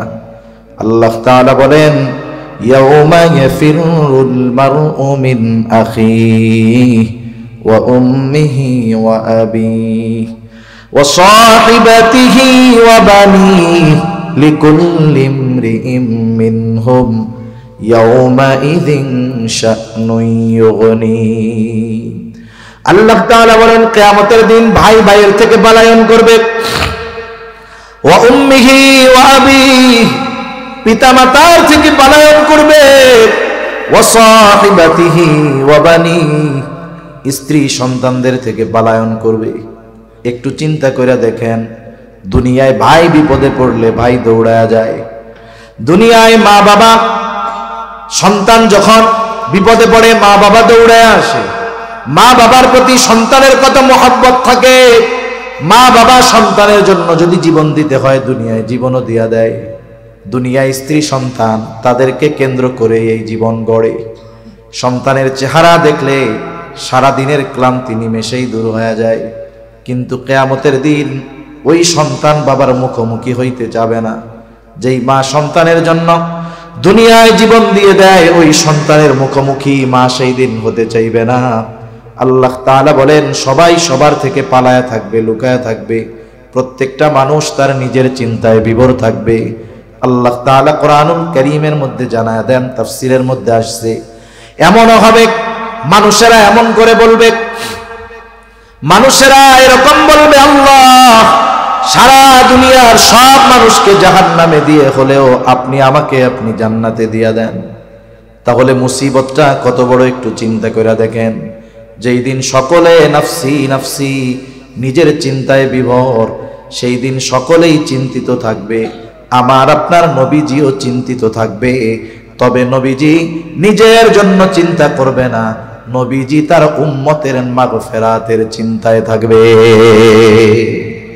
সেই দিন মা চিন্তা করবে ছেলেরে জাহান্নামে দিয়ে হলেও আমি যেন জান্নাতে যাইতে পারি, আর নবীজি উম্মতের চিন্তায় বিভোর থাকবে। কি করবে নবী সেই দিন? নবীজি আল্লাহ তাআলার কাছে উম্মতের মাগফিরাতে ফরিয়াদ করবে, সুপারিশ করবে। হাদিসের মধ্যে আসছে নবীজি একবার দৌড়িয়ে চলে যাবে হাউজে কাউসারের কাছে, না জানি তার কোন উম্মত হাউজে কাউসার থেকে পানি পান থেকে মাহরুম হয়ে যায়। আর একবার দৌড়ে চলে যাবে পুলসিরাতের কাছে, না জানি তার কোন উম্মত পুলসিরাত পাড়ি দিতে ব্যর্থ হয়ে যায়। নবীজি আর একবার দৌড়ে চলে যাবে জাহান্নামের কাছে, না জানি তার কোন উম্মতকে জাহান্নামে দিয়ে দেওয়া হয়। নবীজি আর একবার দৌড়ে চলে যাবে মিজানের কাছে, না জানি তার কোন উম্মত ওজনে ধরা পড়ে যায়। আবার যখন উম্মতের জন্য সুপারিশ দরকার, আল্লাহ তাআলার কাছে আয়েশা উম্মতের জন্য সুপারিশ করবে। হাদিসের মধ্যে আসছে সব নবী জান্নাত অভিমুখে রওনা হয়ে যাবে, সব নবী জান্নাতের দরজায় পৌঁছায়া যাবে, কিন্তু জান্নাতের দরজা বন্ধ, জান্নাতের দরজা খোলা হবে না। জিজ্ঞাসা করবে কি ব্যাপার, জান্নাতের দরজা খোলা হয় না কেন? জান্নাতের পাহারাদাররা জবাব দিয়ে বলবে, যিনি আসলে খোলা হবে তিনি এখনো আসেন নাই। তিনি কে? বলে তিনি হলেন মুহাম্মদুর রাসূলুল্লাহ সাল্লাল্লাহু আলাইহি ওয়াসাল্লাম। কোথায় তিনি? বলে তিনি এখনো হাসরের ময়দানে। নবীজি যতক্ষণ না তার ওই উম্মত যার যাররা পরিমাণ ঈমান আছে তার ব্যাপারেও আল্লাহ তাআলার কাছ থেকে জান্নাতের নিশ্চয়তা নবী যতক্ষণ না পাবেন, আমার আপনার নবী ততক্ষণ পর্যন্ত জান্নাত অভিমুখে রওনা হবে না। একটু চিন্তা করেন, আমি কোন পলিটিক্যাল লিডার বা পলিটিক্সের কথা বলি না, কিন্তু দেশের বড় পলিটিক্স যারা করে এরা আমাদের আশেপাশের কাছের আত্মীয় স্বজন। একটু চিন্তা করে দেখেন তো, একজন যখন এমপি ছিল তার পাশে সবাই ঘুরঘুর করছে, তাই না? কত মহব্বত ভালোবাসা জীবন দিতে গেছে, ব্যক্তিত্ব বাইসা আছে, খালি তার এমপিত্ব নাই। এখন পাশে গিয়া মাসিও বসে না, ঠিক কিনা বলেন? এটা হলো দুনিয়ার ভালোবাসার প্র্যাকটিক্যাল একটা এক্সাম্পল, যে দেখেন দুনিয়ার ভালোবাসাটা 100% কোনো না কোনো ভাবে স্বার্থ জড়িত থাকে, কিন্তু নবী তার উম্মতকে যাররা পরিমাণ স্বার্থের জন্য মহব্বত করেন না। যেই নবী আমাকে আপনাকে এত ভালোবাসে, বলেন সেই নবীর প্রতি আমার আপনার জীবনের চাইতে বেশি ভালো হওয়ার দরকার আছে না নাই? আরে মা বাবার চাইতে নবীকে বেশি ভালোবাসতে হবে, আমার জীবনের চাইতে আমাকে নবীকে বেশি ভালোবাসতে হবে। কারণ আমি আমার ক্ষমার ব্যাপারে যত না চিন্তিত, তার চাইতে নবীজি আমার ক্ষমার ব্যাপারে বেশি চিন্তিত। তাহলে আমি আমাকে যতটুকু ভালোবাসি, তার চাইতে নবীজি আমাকে আপনাকে বেশি ভালোবাসে। তাহলে বলেন, এ ভালোবাসা কি ওই পায়খানার ট্যাঙ্কি নিয়ে ঘুরে বেড়ানো একটা মেয়ের জন্য হবে নাকি নবীজির জন্য হবে? তাহলে ভালোবাসা কোথায় দিচ্ছি আমরা? আমাদের এই ভালোবাসাগুলো কোথায় দিচ্ছি একটু চিন্তা করেন। প্রতিটা মুহূর্ত আমরা এই ভালোবাসা শব্দটাকে অপবিত্র, কুলুষিত করতেছি, ঠিক কিনা? যে ভালোবাসা হওয়ার কথা ছিল আল্লাহর জন্য, নবীর জন্য। আমি একটা আয়াত তো তিলাওয়াত করেছিলাম যে আমাদের প্রতি নবীজির ভালোবাসা কত, এটা বলার জন্য। আপনারা কষ্ট পাচ্ছেন? আমি কিন্তু এত সময় কথা বলা আমার পছন্দ হয় না, আমি বলতে পারিও না, চাইও না। কারণ কথা বেশি বললে তো আমারই কষ্ট হবে বেশি, আমার কষ্ট বেশি হবে না? কিন্তু এরপরে অনেক সময় অনেক মজলিসে মনে হয় যে শ্রোতা কম হলেও কিন্তু শ্রোতাদের আগ্রহ, খেয়াল আছে অথবা বলার দরকার মনে হয়, এজন্য কিছু কিছু সময় একটু বেশি কথা বলি, নাহলে আমারও এখন কথা বললে বুক ব্যথায়। আর আমি তো ওই ধরনের ওয়াজ পারিও না। মনে করেন কিছু ঝাল মিষ্টি টক ওয়াজ বুঝেন তো, গান হবে, সঙ্গীত হবে। এক জায়গায় গেছি, তাফসিরুল কোরআন মাহফিল, এনারা তো ওয়াজ মাহফিল নাম দিছে, ঠিক আছে, তাফসিরুল কোরআন মাহফিল দিছে। আমার আগে একজন মুফাসসির তাফসির করতেছে। আমরা মুফাসসিরে কোরআন না, এই যে লেখছে বিশিষ্ট ইসলামী চিন্তাবিদ মুফাসসিরে কোরআন, এনাদের আমি মানা করছি কিনা আমার খেয়াল নাই, আমার দেখলে আমি এটা মানা করি, এই একটা বিষয়। আর একটা হলো পোস্টারের মধ্যে আমন্ত্রিত ওলামায়ে কেরাম মোটা তাজা না করা ভালো। ওনারা চিন্তা করছে হুজুর মনে হয় মোটা সোটা, এই জন্য হুজুরের নামটা একটু মোটা সোটা করে দিই, এই জন্য অন্যান্য হুজুররা একটু চিকুন চাকুন, এই জন্য অন্যান্য হুজুরদের একটু নাম চিকুন চাকুন করে দিই, সেটা ঠিক না। একটা পোস্টারের মধ্যে একটা ব্যক্তির শান, মান, মর্যাদা, অবস্থানের আলোকে নামের তারতিব হওয়া ভালো। মনে করেন এখানে একজন বড় একজন বুজুর্গ আলেম ছিলেন, এশার পর বয়ান করছে, জাউসার মাদ্রাসার মুহতামিম মুফতি জাহিদুল ইসলাম কাসেমি সাহেব, নামটা ছিল, উচিত ছিল হুজুরের নামটা উপরে দেওয়া। তাহলে এটা কি হইতো? সুন্দর এবং গ্রহণযোগ্য হইতো। সুন্দর এক জিনিস, গ্রহণযোগ্য আর এক জিনিস। কথা বুঝেন নাই? এজন্য আবার কর্তৃপক্ষ রাগ হইয়া আমারে হাদিয়া কম দিয়েন না।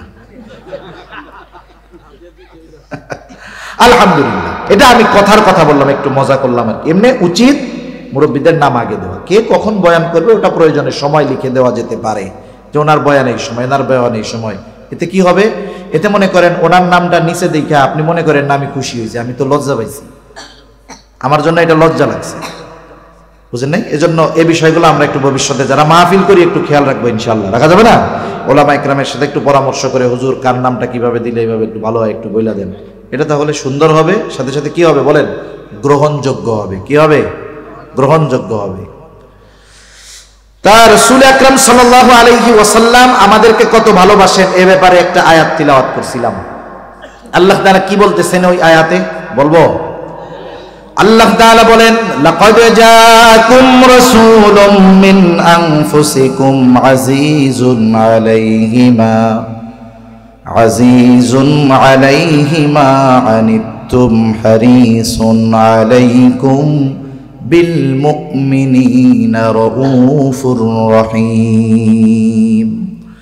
আল্লাহ তাআলা বলেন, তোমাদের মধ্য থেকে তোমাদের জন্য এমন একজন রাসূলের আগমন হয়েছে, এমন একজন রাসূল এসেছেন, আজিজুন আলাইহি মা আনিতুম, তোমাদের জন্য যেটা কষ্টের সেটা তার জন্য কষ্টের।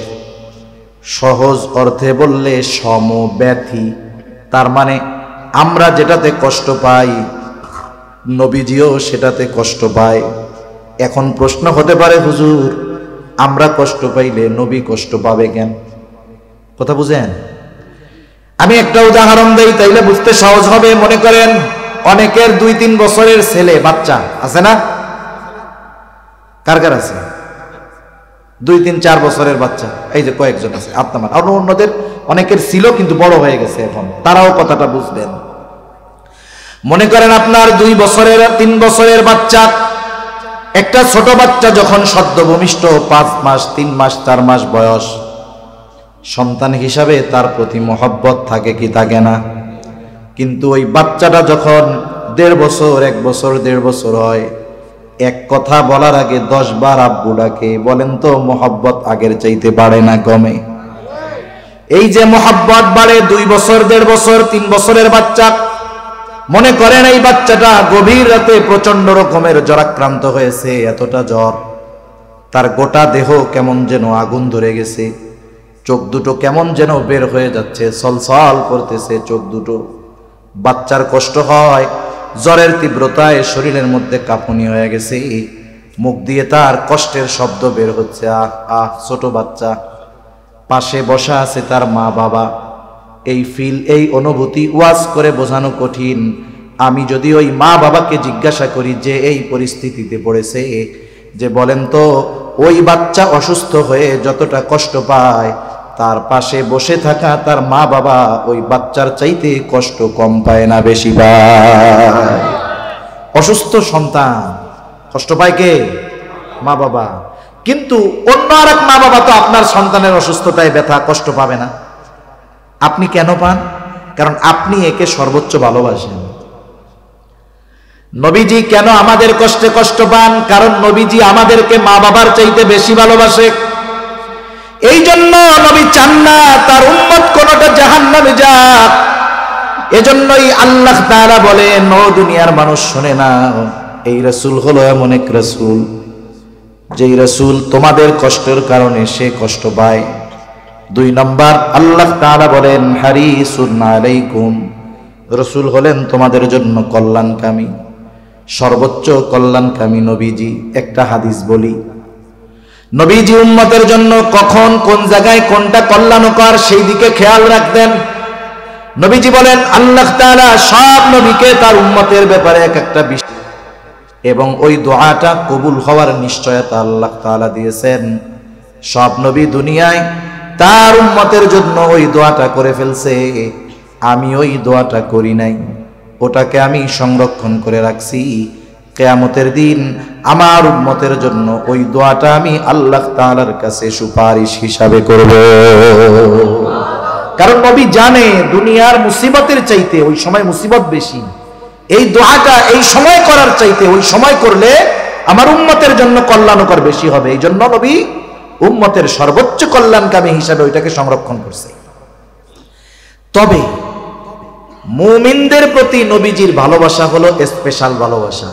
সবার জন্য ভালোবাসা আছে, কিন্তু মুমিনদের জন্য কি ভালোবাসা বলেন? স্পেশাল। এজন্য আল্লাহ তাআলা বলেন, বিল মুমিনিনা রাউফুর রহিম, মুমিনদের জন্য তিনি হলেন রাউফ, তিনি হলেন রহিম। আল্লাহ তাআলার অনেকগুলো গুণবাচক নাম আছে, গুণবাচক নামগুলোর মধ্যে অন্যতম 2টি নাম হলো রাউফুর রহিম। এখন বলেন রাউফুর রহিম কে? আরো জোরে বলেন কে? রাউফুর রহিম আল্লাহ। দুনিয়ার কোন মাখলুক রাউফ হতে পারে না, দুনিয়ার কোন মানুষ রহিম হতে পারে না। অতি সদয় পরম দয়ালু একমাত্র আল্লাহ।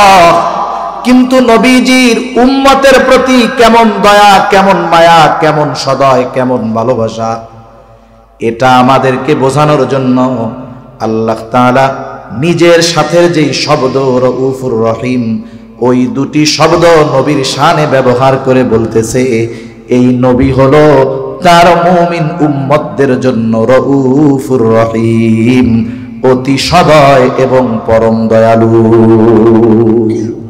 নবীজি তার উম্মতের জন্য রাউফুর রহিম বলতেছে কে? আরে যার নাম সে যদি আরেকজনের শানে ব্যবহার করে এক্ষেত্রে তো আর শিরক হবে না, আমরা বলতে পারবো না। কিন্তু আল্লাহ বলতেছে এই নবী তার মুমিন উম্মতের জন্য রাউফুর রহিম তথা অতি সদয় পরম দয়ালু। কে? নবীজি। বলেন কে?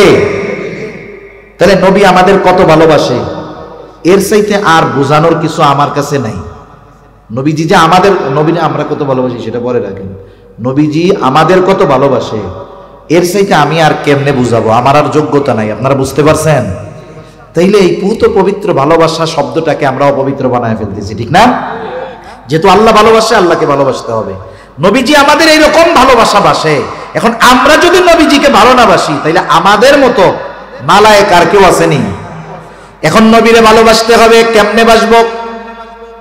নবীজিও জানে উম্মত তার প্রতি আমার ভালোবাসার খবর যাই না, আমাকেও ভালোবাসতে চাইবে। কেমনে আমার উম্মত ভালোবাসবে? হাদিস বলছিলাম, নবীজি বলেন, উম্মত টেনশন কইরো না, আরে আবু বকর তো নবীকে সামনে পেয়েছে, এই জন্য নবীর কথায়, নবীর মহব্বতে বাড়ির সব সম্পদ না নবীর সামনে রাখছে।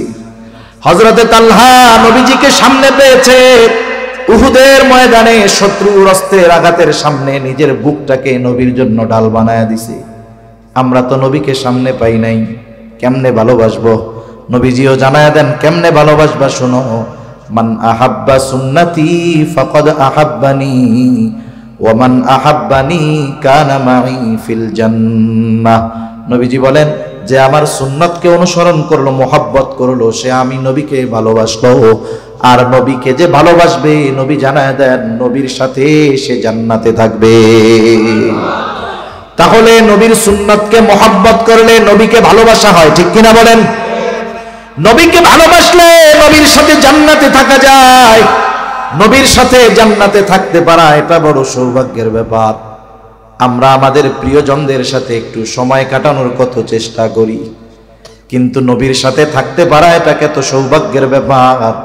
নবীজির মুখে যখন হযরত আনাস রাদিয়াল্লাহু তাআলা আনহু শুনলেন, লম্বা হাদিস, নবীজির মুখে শুনলেন, নবীজি বললেন, আল মারউ মা'a মান আহাব্বা, যে যাকে ভালোবাসে তার সাথে অবস্থান করবে। এটা শুনছে হযরত আনাস রাদিয়াল্লাহু তাআলা আনহু বলেন, নবীর সাথে জান্নাতে থাকতে পারবো।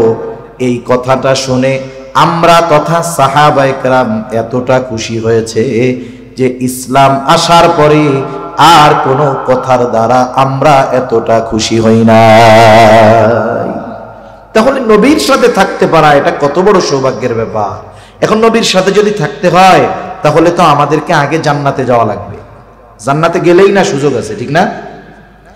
এখন জান্নাতে যাইতে চাই কারা কারা? হাত উঁচা করি, নারায়ে তাকবীর, নারায়ে তাকবীর, নারায়ে তাকবীর।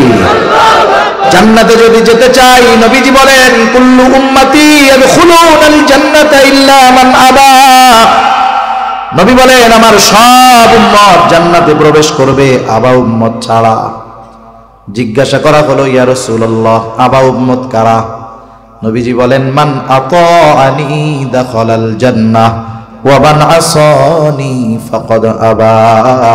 নবীজি বলেন, যারা আমার আনুগত্য করলো তথা আমার সুন্নাত অনুসরণ করলো এরা জান্নাতে যাবে, আর যারা আমার অনুসরণ করলো না, আনুগত্য করলো না, সুন্নাত মানলো না, নবীজি বলেন এরা আবা উম্মত, এরা জাহান্নামে যাবে।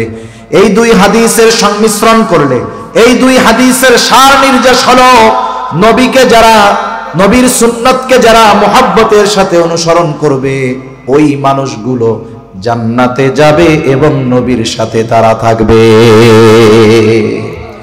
এই নিয়ামত, এই বরকত আমরা সকলে অর্জন করতে চাই কি চাই না? তাহলে আফসোসের বিষয় হলো, এটাও চাই নবীর জন্য জীবনও দিতে পারি, কিন্তু যদি নবীর জন্য সুন্নাতের কথা বলে, সুন্নাত মানতে আমরা রাজি নেই। আপনি যদি নবীর জন্য জীবন দিতে পারেন, তাহলে নবীর জন্য দাড়ি রাখতে সমস্যা কোথায়?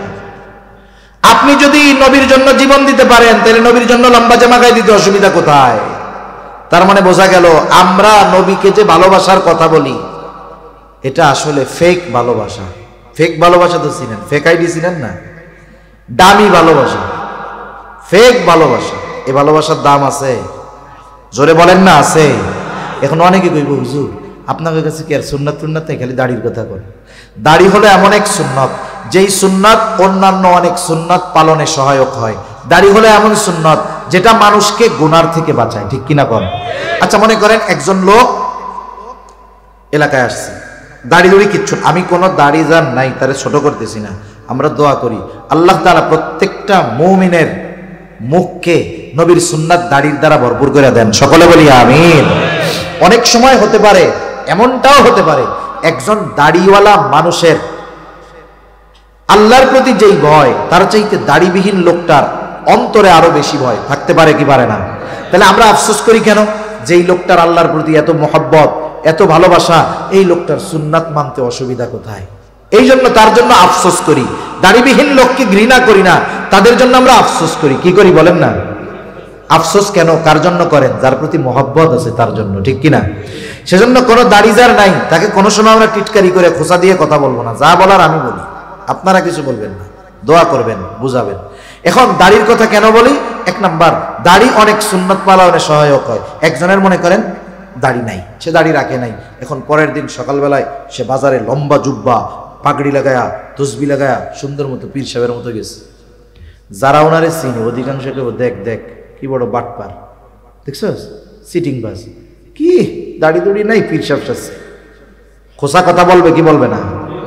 এখন দেখেন, কিন্তু দাড়িওয়ালা যদি এই পোশাকটা পরে যায়, মানুষে তিরস্কারও করবে না, খোসাও মারবে না, কারণ পোশাকের সাথে সুরাতের সাথে একটা অ্যাডজাস্টমেন্ট আছে, ঠিক কিনা বলেন? এই যে দেখেন, আপনি লম্বা জামা গায়ে দিতে এখন আপনার ঝামেলা মনে হয়, কিন্তু দাড়ি যখন রাখবেন না, এটা গায়ে দিতে আর ঝামেলা মনে হবে না। এরকম অনেক সুন্নাত আছে, এক দাড়ির জন্য সহজ হয়ে যায়। আবার দেখেন, দাড়ির জন্য গোনা থেকে বাঁচা যায়। মনে করেন রাস্তা দিয়ে একটা মেয়ে হেঁটে যাচ্ছে, এই জায়গায় দুইজন, একজন বেনামাজি দাড়িহীন আর একজন নামাজি দাড়িওয়ালা, নামাজি দাড়িবিহীন আর বেনামাজি দাড়িওয়ালা, দুইজনই তাকায় রয়েছে এদিকে। এখন মানুষজন যদি দেখে যে এই দুই লোক তাকায় আছে, ওই দাড়িবিহীন নামাজিরে কিছু বলবে না, দাড়িওয়ালারে বলবো ওরে বাবা দাড়িও রাখো আবার এরকম। তাহলে তার মানে দেখেন, দাড়িওয়ালারা ইচ্ছায় না হলেও অনিচ্ছায়ও অনেক সময় গুনার থেকে বাঁচার চেষ্টা করে। এটা দাড়ির একটা আজমত। কেন দাড়ি রাখেন না? অনেকে বলে দাড়ি রাখলে চাচা বলবে, আরে বলুক না চাচা, অসুবিধা কি? দুনিয়ায় যদি দাড়ি রাখার কারণে কেউ আপনারে তিরস্কার করে, এই তিরস্কৃত হইলেন দুনিয়ার কারো জন্য নয়, তো নবীর সুন্নাতের জন্য হয়েছেন, ঠিক কিনা বলেন? আরে আপনি যদি কোনো বড় নেতার জন্য মানুষের কথা শুনেন, মায়ের খান, নেতার কানে যদি খবর যায় যে ভাই এই যে অমুকে আপনার পক্ষে স্লোগান দেওয়ার কারণে এই মায়ের দিছে, এই দিছে, ওই নেতা আপনার টাইনা নিয়ে সবার সাথে সামনে হাত উঁচা করবে, দেখে ওই যে আমার একজন নিবেদিত কর্মী, আমার একজন একনিষ্ঠ ভক্ত। দুনিয়ার একজন নেতা যদি তার পক্ষে বলার কারণে তিরস্কৃত হয়, সে যদি মুহাব্বত করে কাছে নেয়, তাইলে মুহাম্মাদুর রাসূলুল্লাহর সুন্নাত অনুসরণ করতে গিয়ে যদি দুনিয়ার মানুষের কথা শুনতে হয়, মুহাম্মাদুর রাসূলুল্লাহ এই মুহাব্বতের প্রতিদান আল্লাহ তাআলার কাছ থেকে নিয়ে দিবেন কি দিবেন না? নবীজির জন্য কথা শুনলে ওই তিরস্কার হবে পুরস্কার। অনেকে বলে হুজুর দাড়ি রাখবো কয়দিন পরে, কোন সময়? বিয়ে শাদী করে লই। তুমি বিয়ে শাদী, দাড়িতে কি বিয়ে শাদী ঠেকে থাকে নাকি? এই হুজুরকে জিজ্ঞাসা করেন তো, একজনে কি দাড়ির জন্য, বিয়ের জন্য দাড়ি দুড়ি ফালানো লাগছে নাকি? একজনের তো লাগে নাই। তাহলে কেন দাড়িতে বিয়ে তো ঠেকে না? বলে হুজুর দাড়িওয়ালা ছেলে মেয়েরা পছন্দ করে না।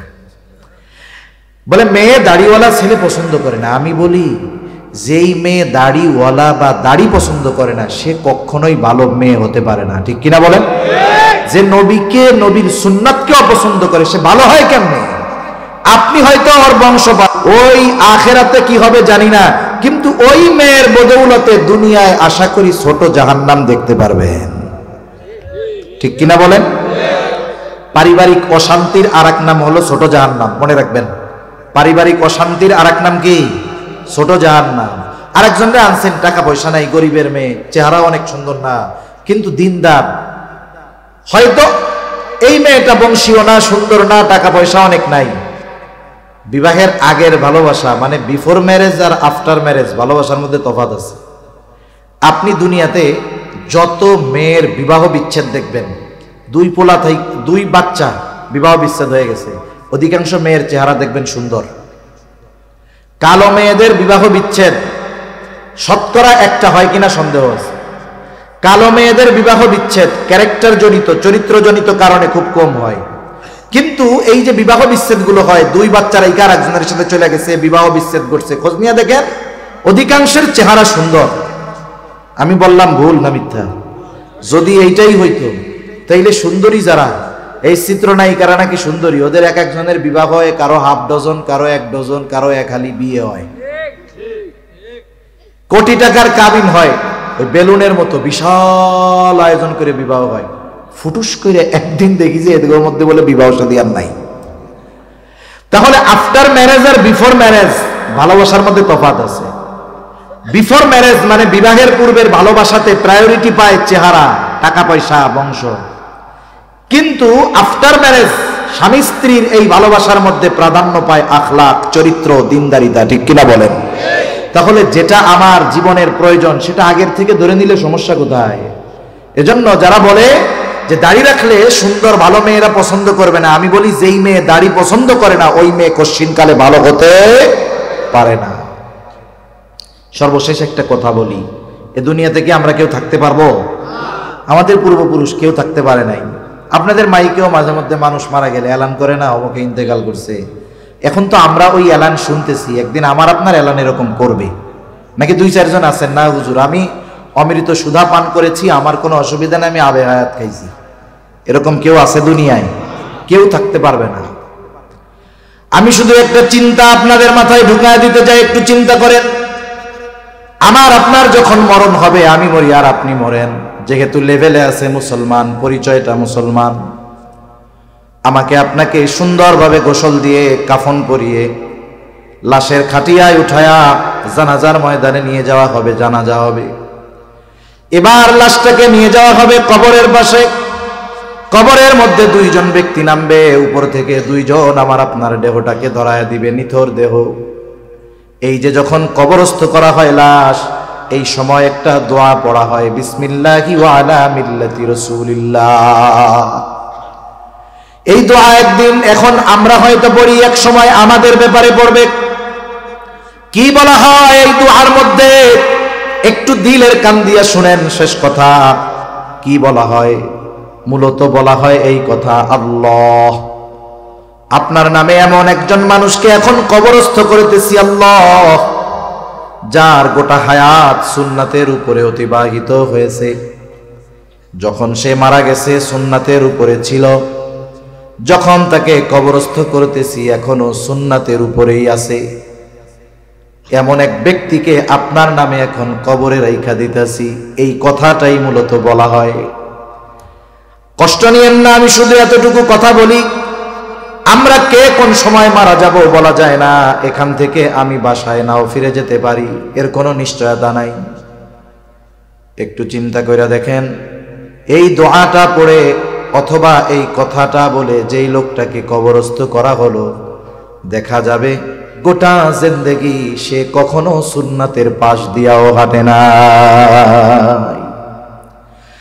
না তার চেহারায় সুন্নাত আছে, না তার কর্মে সুন্নাত, না তার লেবাসে সুন্নাত ছিল।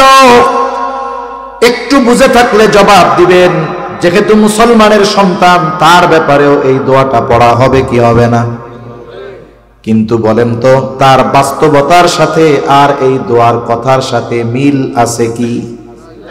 এখন তার ব্যাপারে এই দোয়াটা সত্য হবে নাকি মিথ্যা হবে? শুধুমাত্র এতটুকু অনুরোধ করি, কোন সময় মরণ হয় বলা যায় না। আমি যদি এখনই মারা যাই অথবা আগামী দিন মারা যাই, 2 দিন পরেও যদি মারা যাই, যখন আমাকে কবরস্থ করা হবে, ওটা হবে আমার অনন্তকালের সফরের প্রথম মঞ্জিল। আমাকে আপনাকে যেন মিথ্যা কথা বলে কবরে না রাখা লাগে, অথবা যেই কথাটা বলবে ওটা আমার আপনার জন্য যেন সত্য হয়, আমার আপনার সাথে যদি কথাটার মিল থাকে, আমার আপনার ব্যাপারে যেন কথাটা সত্য হয়। এই আলোকে যদি জীবন না সাজাতে পারি, মনে রাখবেন ওই জীবন বড় ক্ষমতার অধিকারী হতে পারে, ওই জীবন কোটি কোটি ডলারের মালিক হতে পারে, কিন্তু আল্লাহর কসম ওই কথাটার সাথে যদি আমার আপনার জীবনের বাস্তবতার মিল না থাকে, আমি আপনি সফল হতে পারি নাই, তাহলে আমার আপনার নামটা ব্যর্থদের তালিকায় চলে যাবে।